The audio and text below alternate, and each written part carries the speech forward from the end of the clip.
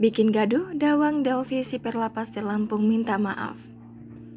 Dawang Delvi, sipir lapas di Lampung yang viral karena pamer harta kini meminta maaf atas kegaduhan publik yang ditimbulkannya.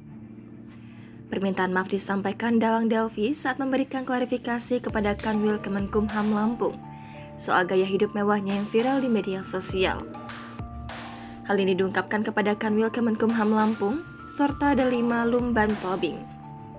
Sorta menyebut istri Dawang Delvi juga turut mendapat teguran atas gaya hidup mewahnya yang ditunjukkan bersama suaminya.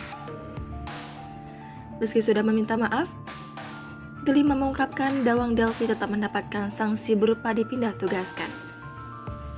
Dari sebelumnya bertugas sebagai sipir di Lapas Raja Basa, kini ASN golongan 3 tersebut ditarik ke kantor wilayah Kemenkumham Lampung untuk pembinaan. Diketahui, Dawang Delvi menjadi sorotan karena menunjukkan gaya hidup yang tak biasa sebagai seorang ASN pada umumnya. Bahkan terungkap gaji dari Dawang Delvi diketahui hanya sekitar 2 juta hingga 5 juta rupiah. Namun kabar beredar menyebut Dawang Delvi bisa merintis usahanya yakni membangun rumah sakit. Tak hanya itu saja, akun Twitter @partaisosmed juga memperlihatkan Dawang Delvi saat berenang di kolam renang yang diduga berada di rumah mewahnya. Akun tersebut memastikan bahwa ia mendapatkan informasi yang cukup sebelum membongkar gaya hidup seorang ASN.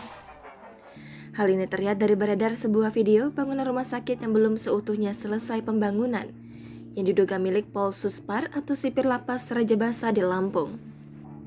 Akan tetapi, terkait jumlah harta kekayaannya, harta Dawang Delvi tak tercatat di situs resmi LHKPN.